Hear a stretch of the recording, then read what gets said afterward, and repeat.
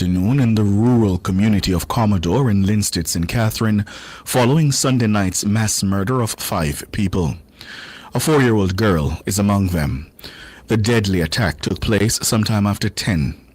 Reports are that armed men dressed in police attire pounced upon a group of people at a shop in the community and opened fire. A total of 8 people were shot. A dog was also killed. When our news center visited the community today, one resident relayed the harrowing moment before bullets pierced the night. We did hear foot, so somebody running, coming down from up the road, coming down, and said, "Don't move, police!" So them come past we, so them in the police vest, so nobody move. One of them facing we, right, and the next one I kick the gate, I kick off the gate. Me now stand up, and he say, "Where you go?" Come stand still. So they shot, then start fire. Dead are 4-year-old Shannon Gordon, a student of Rosemount Primary and Infant School. 42-year-old Mario Sullivan, 19-year-old Deshane Edwards, 39-year-old Aisha Washington, and 22-year-old Famous Amos, a security guard of Commodore District in Linstead. 3 others remain in hospital. An 11-year-old child is among them. The child is said to be in critical condition. Another woman broke down as she appealed for protection for the children in the community.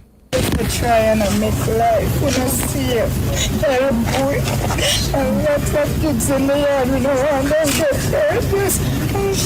When I see it, the man will change the location because I don't know where this has come from. A resident in Commodore, Linstead, St. Catherine. Meanwhile, Prime Minister Dr. Andrew Holness says the full weight of the state will be put behind assisting the victims of the massacre in Linstead, St. Catherine. During a visit to the area on Monday, the Prime Minister called for a greater focus to be placed on the victims who suffer as the country's fight against crime continues. Siobhan Campbell tells us more. Prime Minister Dr. Andrew Holness says the victims and their families will receive full support from the state.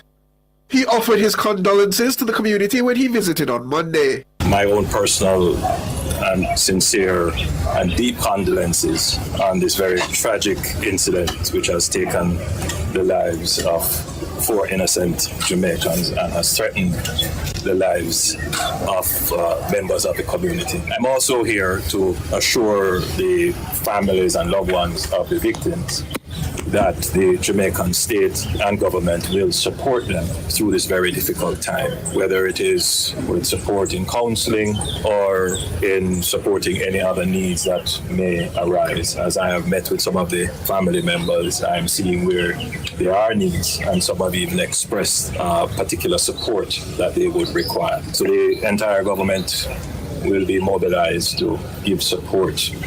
Dr. Holness says the police will move swiftly to bring those who perpetrated the heinous act to justice. The Prime Minister also took the moment to remind the public that despite the gains made in recent years, the fight against violent crime is not at an end. I'm also here to point out that the mission, though we are making progress, is not complete. And the conversation cannot proceed as if there are not dangerous and evil persons still in our midst with the capabilities to unleash on an innocent population the greatest terror and to deprive innocent Jamaicans of their life. Criminals, evil men, gangsters are still in the midst of our society. And the only thing that protects us from them is our security forces that defend the law. Dr. Holness says far too often in the wake of brutal and merciless acts, the victims are forgotten.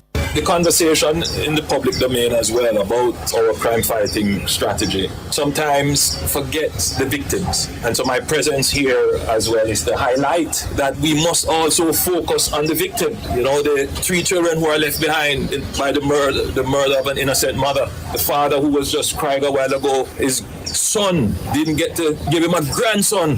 The grandmother who was crying in her room, who was saying her grandson was the one who took care of her. The society must place great importance on the victims of crime, in as much as sometimes we pay to the perpetrators of crime. Siobhan Campbell for Nationwide News.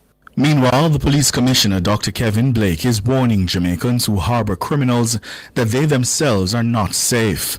Dr. Blake was speaking to journalists at the site of Sunday's mass murder. It is time that we as a people exercise intolerance of this type of senseless behavior. We do not need to give them shelter. These guys are somewhere being sheltered by someone. If you believe for a moment that you're safe having people like these in your community, then let me assure you, you are not. We will leave no stone unturned as a JCF to ensure that these persons are brought to justice. Again, another 11-year-old. Our children have no reason to be fearing for this type of murderous attack and murdering and injuring of our citizens and our children. Our communities deserve better than that. Dr. Kevin Blake, the police commissioner. And Member of Parliament for North Central St. Catherine, Natalie Nita Garvey, says the gun attack has left the community of Commodore tense and fearful. Mrs. Nita Garvey spoke with the media after visiting the grieving relatives. It is going to remain tense for some time because I'm even wondering if these persons are going to be able to stay here tonight. How are they going to stay not knowing, uncertain of whether or not anyone is coming back to do anything like this again, considering that some of them might have had sight of these people. So there is a deep sense of fear and just an anticipation and an uncertainty and a tension that I don't know when that is going to be lifted. Natalie Nita Garvey, MP for North Central St. Catherine, speaking with the media. Meanwhile, opposition spokesman on national security Fitz Jackson is calling on the police to leave no stone unturned in finding those responsible for the attack. I extend my sincere sympathies to the families of the victims of the heartless and vicious slaughtering in Commodore St. Catherine. While saddened by this action, we must deepen our resolve to apprehend all those responsible for this dastardly act and to bring them to justice in the shortest possible time. I also wish that anyone who has information that can lead to the capture of the persons responsible for those murders to make that available to the security forces without undue delay. Fitz Jackson, opposition spokesman on national security. Now the country continues to record a significant decline in murders with a near 41% drop since the start of the year. Up to October 4, 522 murders were committed. That's 361 fewer than the 883 murders recorded over the corresponding period last year.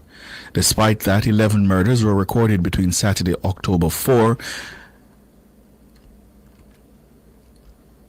that should be between Saturday, September 27 and October 4. The St. Andrews South Division leads the country's murder tally with 61, while St. James has recorded the highest drop in homicides. The JCF say the division recorded 60 fewer murders than the 104 committed in the same period last year. Shootings and rape have also continued to decline. The JCF says shootings fell by 33%, coming in at 529 up to October 4. Rape is down by 23%, but the JCF says break-ins and robberies have continued to increase. Both major crimes rose by 23% and 13%, respectively. To other news now, Executive Director of Jamaicans for Justice JFJ, Michael Jackson, is backing calls for the country's two main political leaders to hold direct talks on the constitutional reform process. I do agree that it is important that the leader of the opposition and the Prime Minister first meets before we go into the granular discussions between those with responsibility for constitutional affairs and the Justice Ministry. And I do take the note that the leader of the opposition has appointed himself as the shadow spokesperson on constitutional affairs. But I do think it's important that the two leaders of the political parties meet to have that discussion. Opposition leader Mark Golding made the suggestion in a letter to Prime Minister Dr. Andrew Holness last Friday. Holness had suggested that Golding, who's also the spokesman on constitutional affairs, meet with Justice and Constitutional Affairs Minister Delroy Chuck. But Golding insists that direct talks with Holness is the better approach to facilitate authentic collaboration.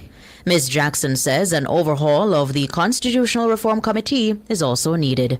We need to ensure that the Constitutional Reform Committee, that the members that are representing different stakeholder groups they are transparently selected and perhaps selected by the stakeholder groups themselves where possible. The second thought there is that the Constitutional Reform Committee should adopt the Constitutional Reform Commission style of the 1990s, wherein it is not chaired by a political member of either political party, not as how it was done in the last iteration. And I welcome the statement by the Justice Minister that we can expect greater public education on constitutional reform going forward.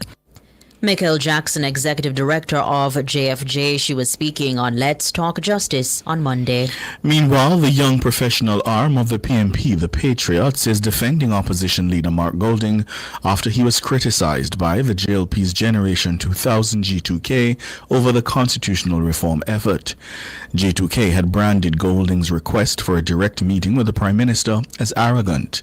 But the Patriots say G2K's comments are misleading and focused too much on politics instead of cooperation. Shalois Michael has that report.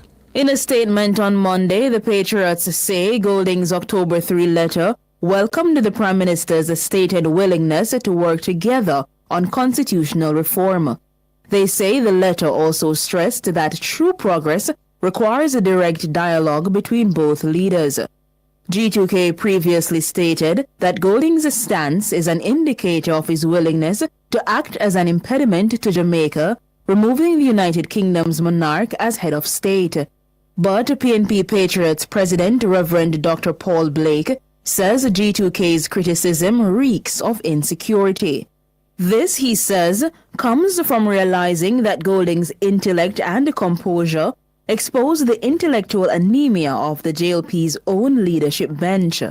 Dr. Blake says the Patriots will not entertain lectures from those who mistake loudness for leadership and partisanship for patriotism.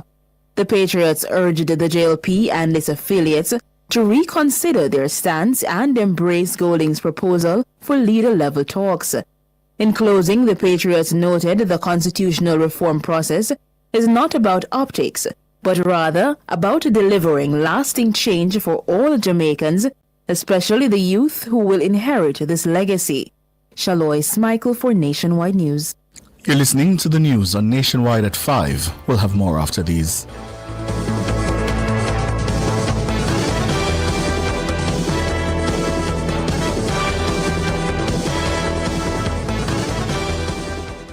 You're listening to Nationwide 90 FM. The time is... It's 16 minutes after 5. Rent-A-Kill Initial offers air purification solutions with triple filtration and unique auto-sensing capabilities that neutralizes malodor and replaces it with clean air. Call Rent-A-Kill Initial at 926-4236 for more details. The temperature by Rent-A-Kill is 30 degrees Celsius in Kingston, 31 out west in Montego Bay. Mysterious, magical, mesmerizing. Wouldn't you like to experience the natural beauty of the Northern Lights? You could be the lucky one if you use your cards right. Spend with your Sagicor Bank credit card from September 29 to November 13, 2025, and you could win an all-inclusive cruise vacation for two along the Norwegian coast to see the Northern Lights. Chase the Northern Lights with your Sagicor Bank credit card. The more you spend it, the closer you are to your dream adventure. Enjoy the best rewards ever. Conditions apply. Authorized by the Betting, Gaming and Lotteries Commission. The Nyan Kapong Sovereign Maroon Government invites you to attend the launch of our amended Constitution October 7, 2025 at the Jamaica Pegasus Hotel from 5:30 to 9:30 p.m. At this historic event, the Nyan Kapong Sovereign Maroon Government will be offering $3 billion for humanitarian funding to the Jamaica Corporation. Come and share in this historic moment with us. Spend time with our local and international diplomatic delegations at the Jamaica Pegasus Hotel, October 7 from 5:30 to 9:30 p.m. We will see you there.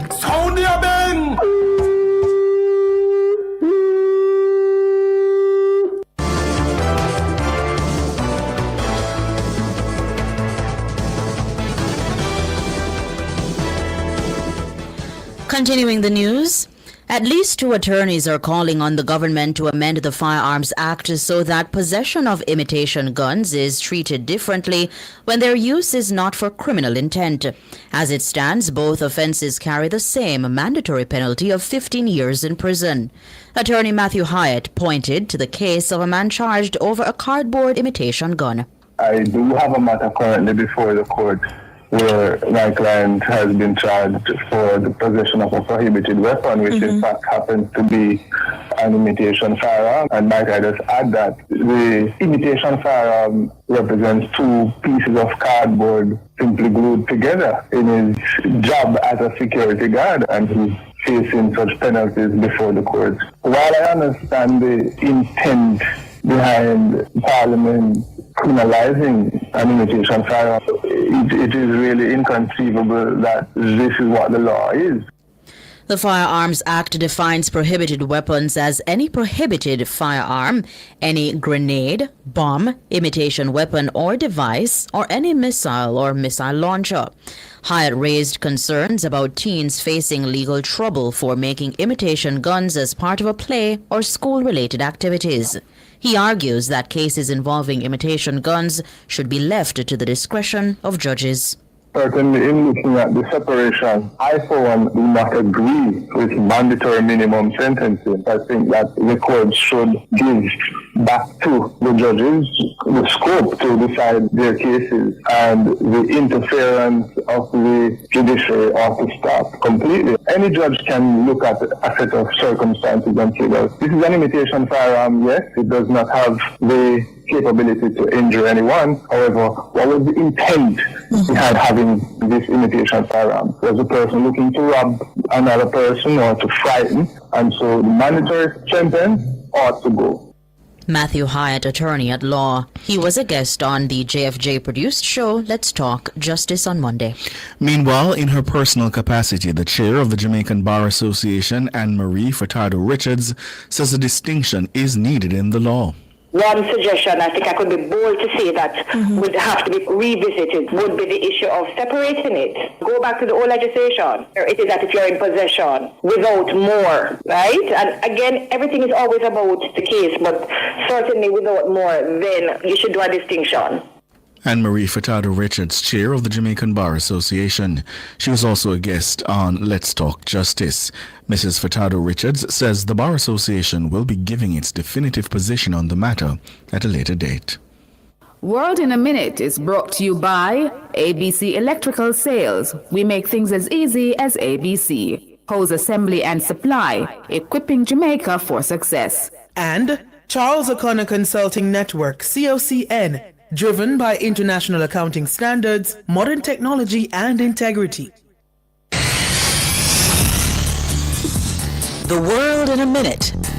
The President of the Caribbean Court of Justice, CCJ, Justice Winston Anderson, is calling on the remaining CARICOM countries that have not yet signed on to the court's appellate jurisdiction to do so. Justice Anderson was speaking at a special sitting to mark his inauguration on Monday. The Jamaican-born jurist said the court has become a cornerstone of the region's legal and integration architecture. He says the CCJ has delivered more than 340 decisions since its establishment in 2005.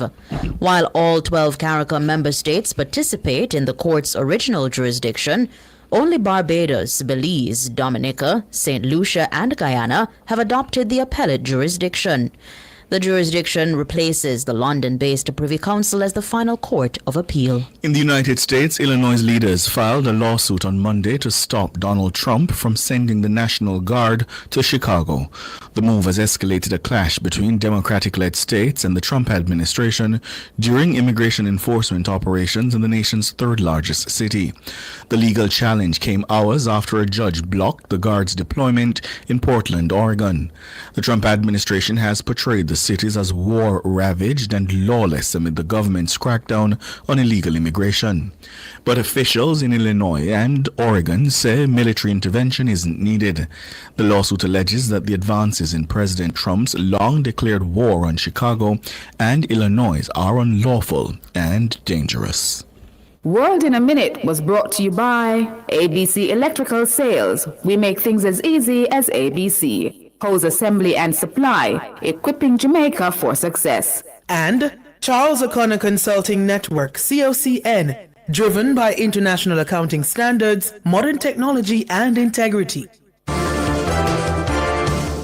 Recapping the top stories making nationwide news at this